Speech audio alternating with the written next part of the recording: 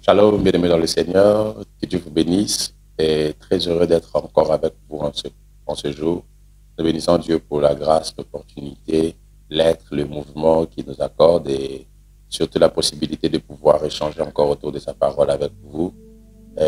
On devait normalement finir avec le sujet concernant les bontés de Dieu depuis la semaine passée, mais le Dieu bon a voulu qu'on continue avec ce sujet jusqu'à aujourd'hui. Je crois qu'aujourd'hui, on pourra finalement chuter avec. Alors, je ne vais pas perdre beaucoup de temps, je vais directement nous emmener dans les Écritures, toujours dans le psaume chapitre 23, qui est devenu notre texte principal depuis quelque temps. La parole de Dieu déclare: Cantique de David, l'Éternel est mon berger, je ne manquerai de rien. Il me fait reposer dans des verts pâturages. Il me dirige près des eaux paisibles. Il restaure mon âme. Il me conduit dans les sentiers de la justice à cause de son nom. Quand je marche dans la vallée de l'ombre de la mort, je ne crains aucun mal car tu es avec moi. Ta houlette et ton bâton me rassurent. Tu dresses devant moi une table en face de mes adversaires. Tu enduis ma tête et ma coupe déborde. Oui, le bonheur et la grâce m'accompagneront tous les jours de ma vie et j'habiterai dans la maison de l'Éternel jusqu'à la fin de mes jours. De ce texte, nous avons commencé à voir de manière concrète quand on dit que Dieu est bon. Qu'est-ce qui s'est fait voir dans nos vies comme des signes, des indicateurs de la bonté. Et je vous ai fait voir que premièrement, il s'agissait de cette alliance de sa présence, ou soit cette alliance de marche. Parce que David dit: l'Éternel est mon berger, donc j'ai une relation étroite avec lui, je marche ensemble avec lui. Et ça, c'est très capital, très important, mes frères et sœurs, de comprendre, de savoir que lorsqu'on parle du bon berger, on parle d'une liaison, d'une marche ensemble avec lui. Et ça, c'est très capital, très important à savoir et à comprendre. Aussi, je commence à vous faire voir de manière pratique quels sont ces éléments qui révèle les bontés de Dieu. On a vu la provision qui est l'un des signes majeurs des bontés de Dieu dans nos vies. Et on s'est arrêté là où on parlait du repos. Je vais un tout petit peu revenir sur ce sujet parlant du repos, parce que vous devez savoir qu'aujourd'hui, avec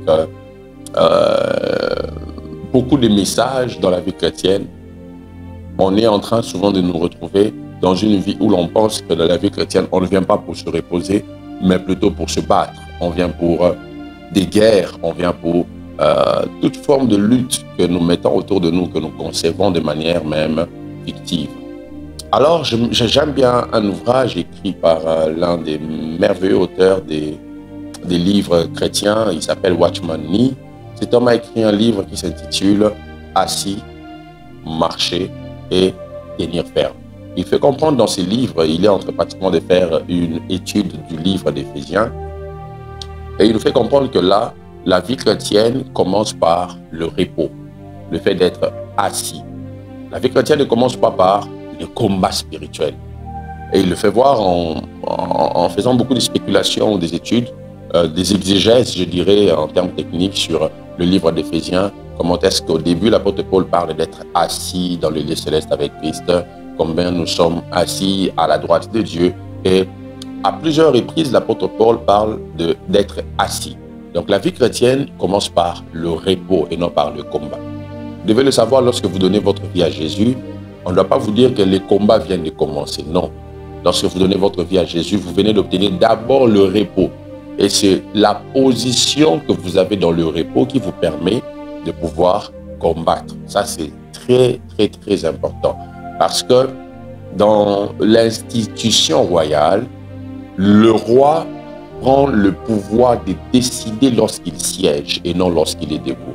Lorsqu'un roi veut libérer une parole qui doit peser sur le royaume, il se met, il s'assied. Et vous ne pouvez pas vaincre dans le combat spirituel et avoir un pouvoir ou soit une autorité élevée en étant d'abord debout.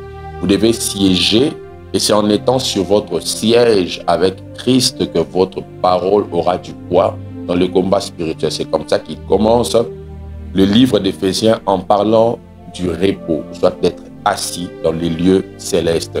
Ensuite, il parle de la marche.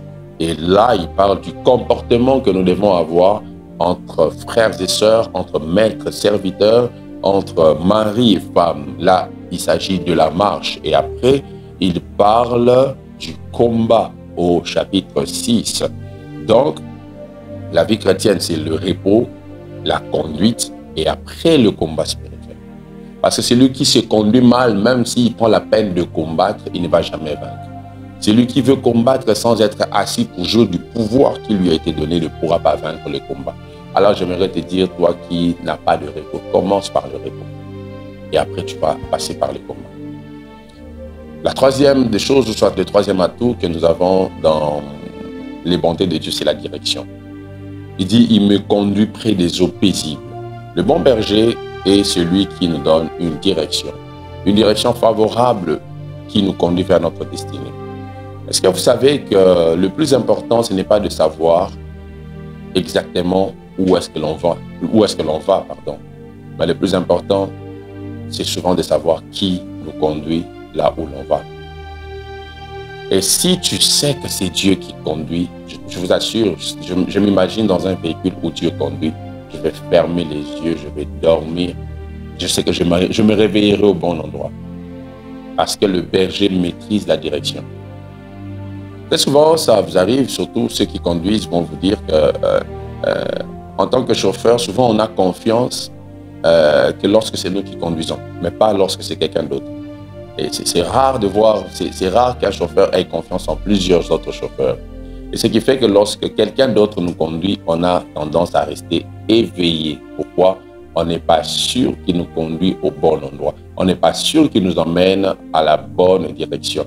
Et ce manque de confiance nous pousse à développer une envie de connaître la direction, de voir comment il conduit.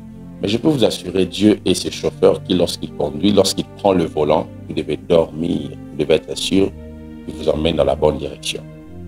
Alors, sachez que même quand vous passez par des chemins difficiles, le chauffeur qui vous conduit sait où est-ce que vous êtes en train d'aller.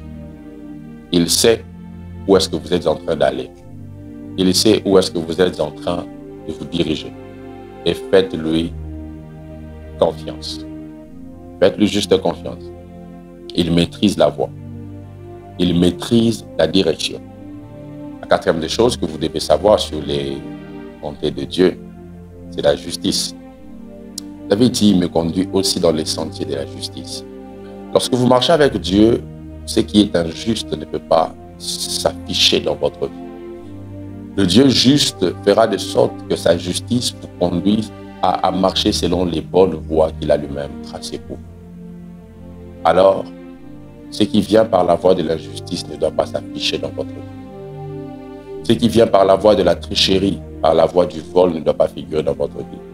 Or, ça arrive souvent qu'on se pose ce genre de questions. Est-ce que si je passais à un endroit et que je ramassais une grosse somme d'argent, dois-je dire que c'est Dieu qui m'a visité ou non? J'aimerais juste te dire, est-ce que tu penses que c'est juste ou non? Dieu vous conduira toujours dans les sentiers de la justice. La cinquième des choses que le bon berger fait, qui exprime sa bonté, c'est la restauration.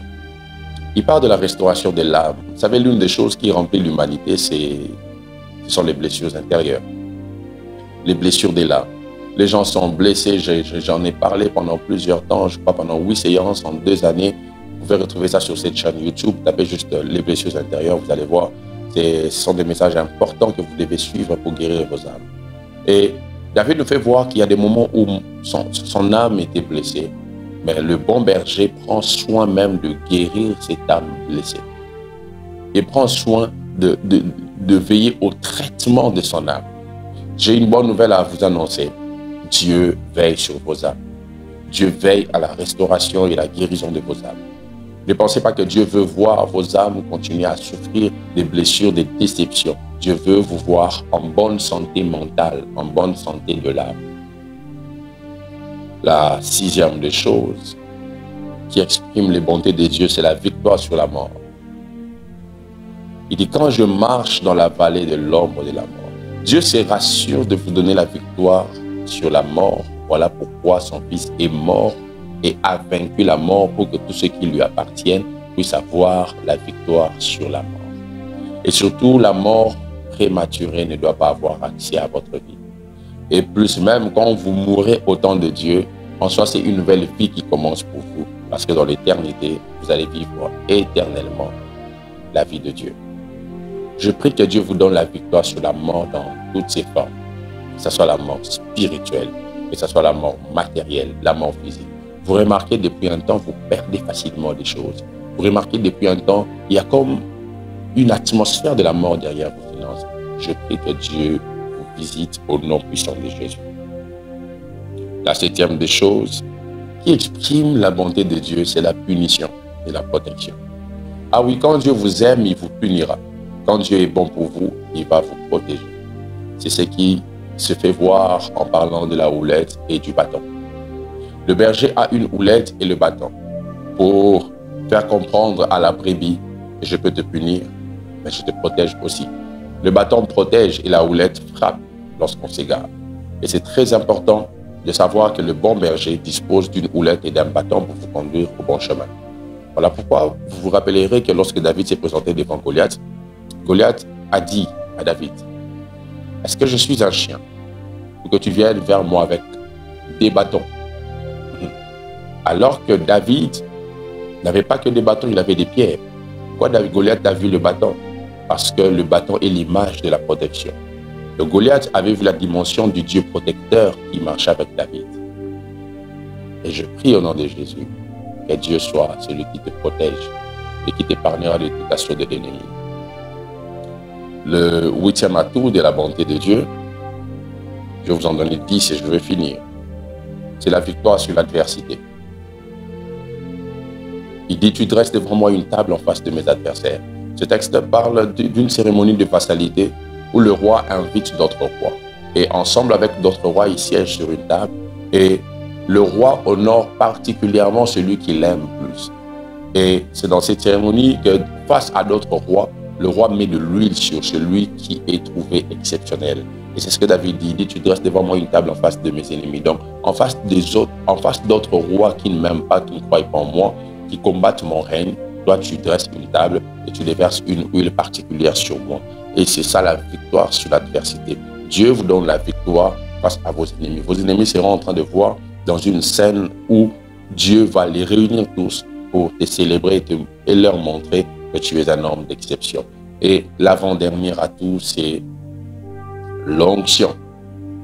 Lorsque Dieu vous aime, lorsque Dieu est bon pour vous, il déverse sur vous l'onction. Une capacité surnaturelle, c'est ce que Dieu a fait face aux adversaires de David. Il a déversé une huile sur lui. Et je prie que l'onction de Dieu soit sur vous. L'onction de Dieu donne à l'homme des habiletés que naturellement il ne peut pas avoir. L'onction de Dieu donne à l'homme des capacités qu'il ne peut pas naturellement porter. Et c'est ce que Dieu va faire pour vous en cette saison. Il va vous oindre d'une huile particulière qui vous rendra capable de guérir les malades, qui vous rendra capable de ressusciter les morts, qui vous rendra capable de faire des grands exploits avec lui. Que l'onction de Dieu soit sur vous. Alors j'aimerais vous dire, il faut désirer l'onction. Il faut aimer l'onction. Et alors même que je parle, je prie que Dieu puisse vous transmettre une onction dont vous avez besoin pour exceller dans les finances. Une onction dont vous avez besoin pour sortir de cette maladie qui vous envahit. Une onction dont vous avez besoin pour que les morts ressuscitent en vous rencontrant. Que Dieu déverse sur vous une onction particulière. Et enfin, le dernier atout que vous devez retenir sur les bontés de Dieu, c'est l'habitation dans son palais. Lorsque Dieu vous aime, il vous permettra d'avoir l'éternité à côté de lui. Il dit, le bonheur et la grâce m'accompagneront tous les jours jusqu'à ce que j'habiterai dans la maison de l'Éternel. Pendant tout votre parcours sur terre, Dieu vous assurera le bonheur et la grâce afin que vous finissiez dans son royaume avec joie. Et j'aimerais dire à quelqu'un, ne vis pas les bonnes choses sur terre pour rater le ciel. Jésus est en train de revenir.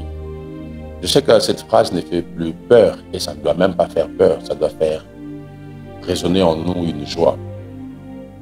Mais je veux que dans ta manière de vivre chaque jour, que tu saches que cet événement qui a toujours été annoncé n'est pas un mythe, ça s'approche, ça arrive. Et il faut se préparer pour ce retour. Parce que le Dieu bon nous a réservé une place dans son palais. Que Dieu vous bénisse. On se retrouve la semaine prochaine et que la faveur de Dieu habite vos maisons. Vous pouvez vous joindre à nous par les numéros qui vont s'afficher et vous pouvez faire vos offrandes, vos dons pour participer à cette œuvre par les coordonnées qui vous seront affichées. Que Dieu vous bénisse, à la prochaine.